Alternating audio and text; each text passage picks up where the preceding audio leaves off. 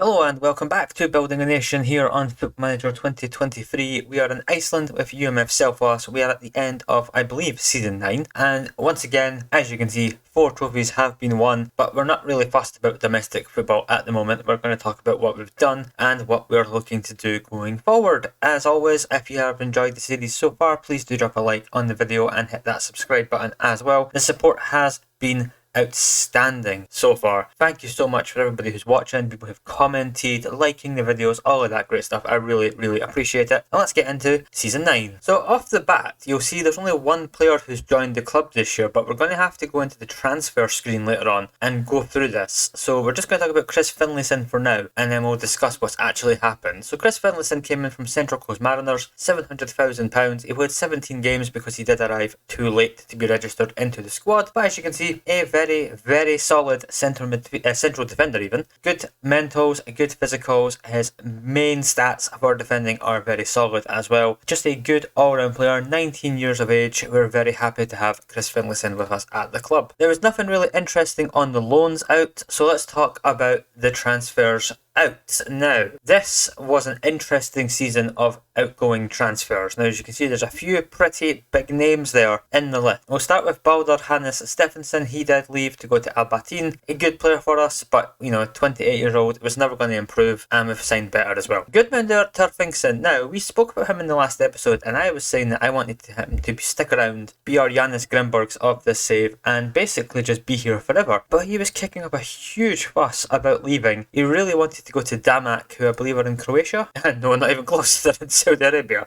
But I'm sure it was a Croatian team maybe he wanted to go to initially. Anyway, he has gone for £450,000. A good player overall, of course, a legend of the save so far. 94 goals in 167 league games for the club. He wanted to leave. He was going to leave on a free transfer if we didn't let him go, so we've let him go. A sad end to his career here. Magnus Vollesen, we spoke about probably letting him go. We've let him go to Al Khalij in Saudi Arabia. He's alright. He's a good player, but we didn't really need him, although we probably actually could do with him currently. Emilio Martinez has gone to Alianza Petrolera, whoever they are. Anyway, he's gone. Now this is an odd one. So £170,000. We've completely lost money on Emilio Martinez. 22, still very good. Had a great season for us. He scored 26 in 40 league games. But we'll speak about this season and what's happened. He's basically been completely relegated to third choice at the club, and it was just a case of we don't want to have too many unhappy players here, so we've let Emilio Martinez go. Emmanuel Torres has also gone to Juarez.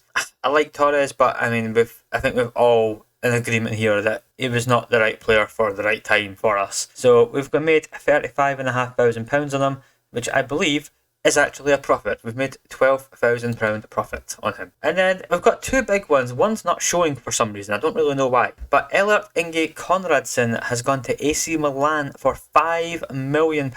This one, I didn't want to sell him. So Konradsen came in from Breidablik for £64,000. We loaned him back out for a season. He had a tremendous season for us. 11 goals in the league, 13 games, 4 assists. Good, and just a good season, really, overall. And then Milan kept sniffing before we eventually just let him go because they offered $5 million. They were initially offering like $200,000. We set his transfer value to $5 million, and then teams were starting to bid like $1 million. We got to $2 million, so I just flat out offered him for $5 million, and Milan came in and took it. We got him back on loan for the rest of the season, but he barely played. And yeah, Konradsen off to Milan. Very good player. Another Icelandic winger in Serie A. We'll speak about the other one who's gone out in a moment though, when we come back to the screen. But as you can see, it was another almost unbeaten season in the league. We won 20 of our 22 games, 1 draw and 1 loss. The loss that we had was the third to last game of the season to Stjarnan, who did finish second by goal difference. The Stjarnan loss was annoying, but we played so many games in August, September time because of the Champions League. That, along with injuries, our squad being really small, we have had a rough go of it in the latter parts of the season. It doesn't look like it in the league form, but it's been tough. We won the Icelandic Cup as usual. We won the Icelandic Champions Cup, and of course we won the Icelandic League Cup as well. And in the Champions League,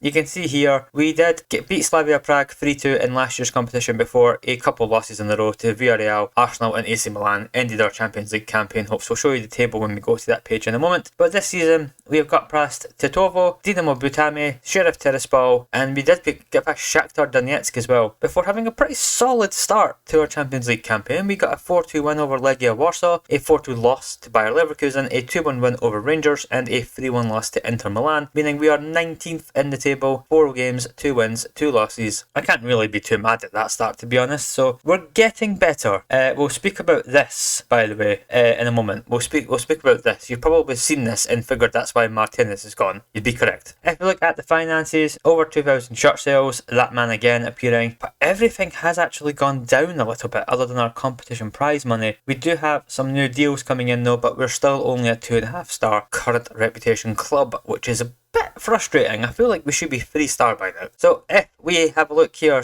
ignore this about me paying 81 grand to Central Coast Mariners. I just wanted to get rid of that clause. We've saved some money as well, so that's all well and good. But if you look at the Champions League from last season, I'll quickly show you the group stage, and as you can see, we finished 29th with 8 games played, 2 wins and 6 losses. Not a great return, but hey, we didn't finish bottom. We were above Napoli, we'll take that. We're above Napoli. So if you look at the transfers in and out, it has been a very weird season. So out, the big one to talk about on the outs is Hörður Arnason, who has gone to Al Hilal for £12 million. Now Arnason came in the same window as Konradsson from Breidablik. He's a stunningly good football player. I'm so annoyed about this one because look how good he is. And when you see how good he was for us, I mean, just tremendous seasons overall, especially this most recent month. But he, much like Konradsson, was subject of bids from like Porto, Milan, Inter, Juventus were even sniffing around, and they were all offering measly money. And then out of nowhere, Al Hilal came in with an £8 million bid. I was being cheeky, I put it to 12 million thinking that'll hopefully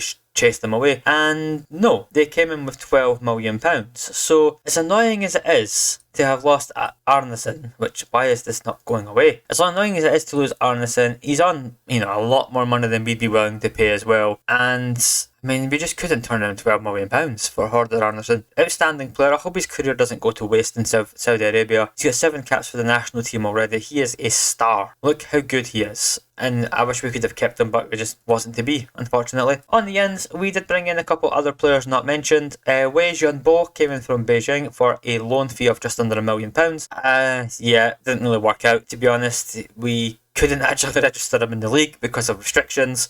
And we'll chalk this one up to a failed attempt. And we've also brought in Kim Jun-suk from Anyang, a goalkeeper from South Korea, who is going to be our new backup goalkeeper, provided we can actually register him. That's another story we need to talk about in a moment. So on the topic of goalkeepers, we've actually got a bit of an upheaval this year. So Perhausen is gone or about to go on free transfer. Kakousas is away to AIK and Greece for a free transfer as well. A very, very good goalkeeper, but he just wasn't our number one anymore. Kruti has been number one. But then this guy came along in my scouting reports, Natapong Jamikorn from Thailand. 23 years old.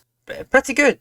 Pretty good. So he is going to be on the number one. We are definitely making sure one of our slots for non-EU players goes to Natapong here. 28 caps for Thailand. I think he is excellent. And there's almost, other than his passing being 7, there's almost nothing wrong with his game. It's quite amazing. So he's going to be on the number one. Welcome to the club, Natapong. He's had great seasons over in Thailand. In terms of the competition ranking, it has actually fallen from 49th to 50th. I don't quite know why, but I'm assuming it's because the rest of the nations have been absolute junk in Europe. We will start introducing them probably next season, like what the clubs in Iceland have been doing in Europe. I kinda wanted to wait a little bit longer, so if it's something you're really interested in, let me know. If you're not that bothered at the moment, I will continue to skip it for a little while. Obviously, I might have recorded the next episodes before before you comment on these ones, but you can still let me know if it's something you're actually interested in, or would you rather wait until we're like a top 30 league in Europe. In terms of the coefficient, we are up to 70th place in the European coefficient rankings. The rest of the clubs are all in the 500s except for Stjarnan and Breidablik. It needs to improve, guys. It really, really needs to improve. As you would expect with the Champions League money and those big sales, we are very, very wealthy currently. 37 million in the bank, 8.8 million transfer budget, and we've got 40,000 to spend on wages. We're having a great time. I wish the board would actually try and implement some things that I want, but they're still not doing it. We're still still a legend at the club. Tyrfingsson leaves as an icon. He couldn't quite get into the legends of the club, but that's fine. He wanted to leave. On that note, if we look at ourselves, as you can see, we are developing very nicely. Our fitness and goalkeeper training is horrendous, as is our adaptability, despite the fact that surely that should be higher. But our working with youngsters is also a 1. I don't quite know, because most of our squad is incredibly young, so I don't really know why that's the case. If we look at our history as well, as you can see, we've got a very, very healthy win percentage of 68%. We're one number off the nice number, but we are going to be having a great time. £100,000 earned in our career, 18 cup wins,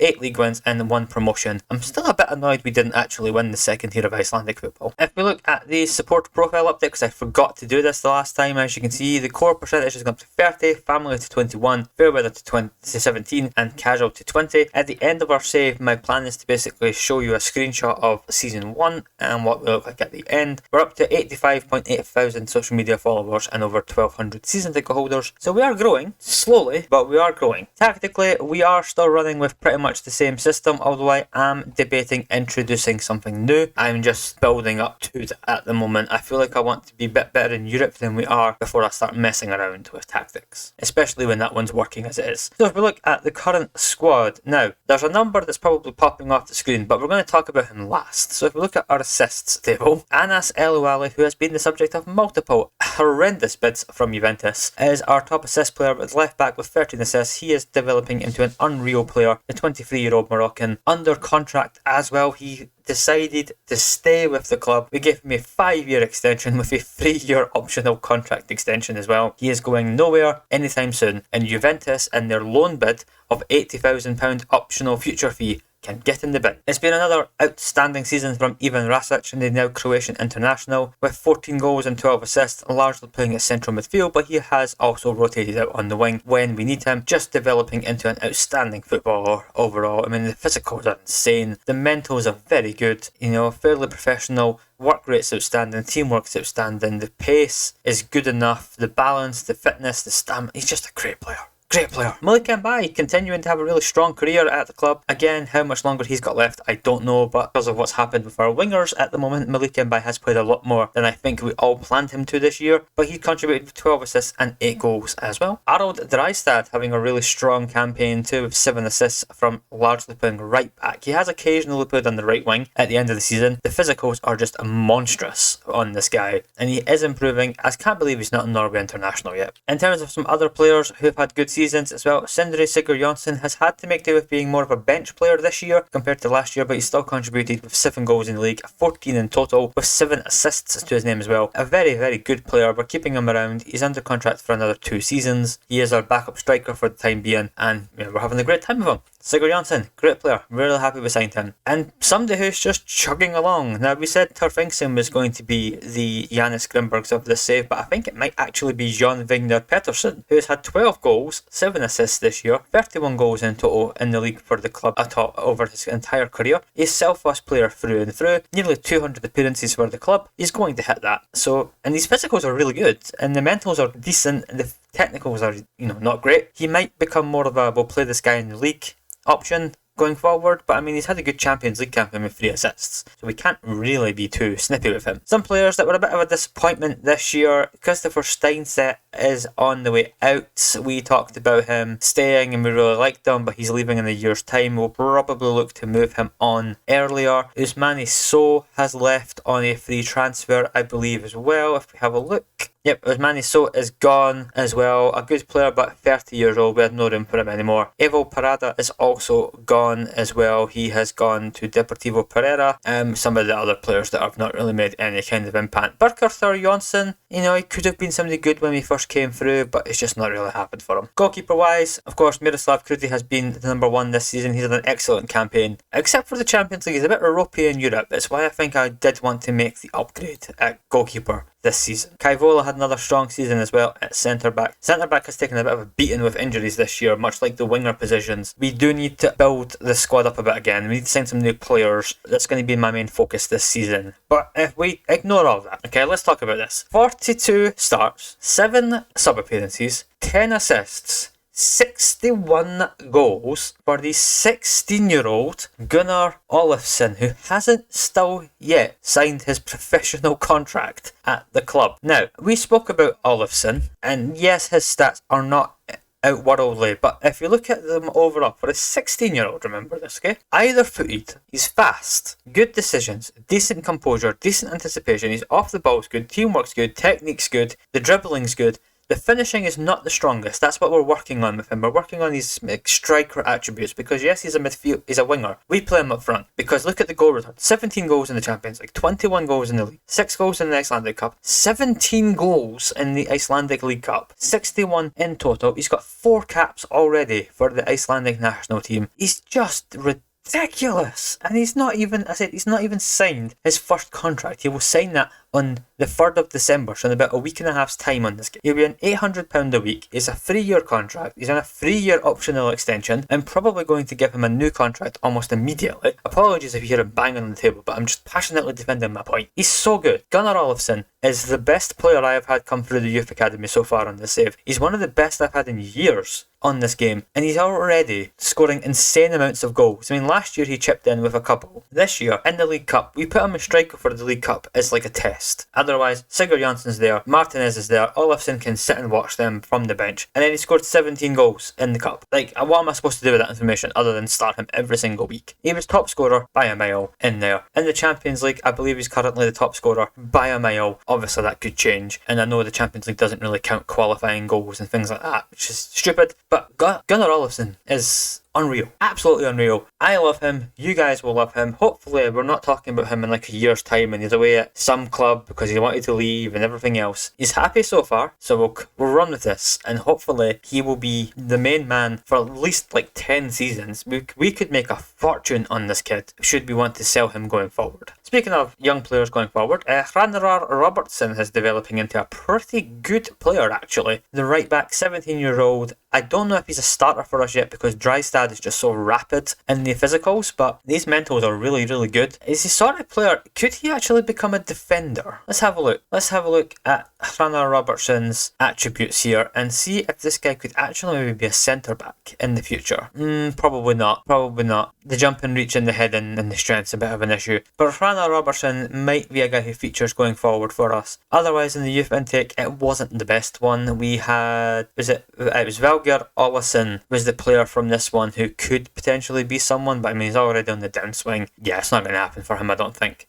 Transfer-wise coming in, I feel like it's going to be defensive midfielder is a massive need for us. Goalkeeper's fine. We'll probably need to bring in another centre-back, I think. Possibly some left-back cover because Paulsen just isn't it anymore. I mean, he's still here for another year. He just hangs around, Paulsen. Gudmundsson is our cover at right-back. So right-back, we've got him and we've got Robertson as well. We're fine. I think it's central defensive midfield, and we need to get some winger options again on the go. But otherwise, it's been a tremendous season. Just Gunnar Olafsson. That's all we need to say. Gunnar Olafsson, what a man. I don't think there's anything else to really mention in today's episode. I think that's pretty much it. I've rambled on for 22 minutes now, so I'm going to edit this down to a much neater time so everybody can enjoy this episode. And it'll be next Friday again. I think this episode is coming out just the week before Christmas, so I think the next episode will be just before Christmas, and then we'll be on to the new year, and we'll be flying in Europe hopefully by that point. But we'll see you guys next Friday at 1 PM. Thank you again for all the support. Drop a like if you've enjoyed.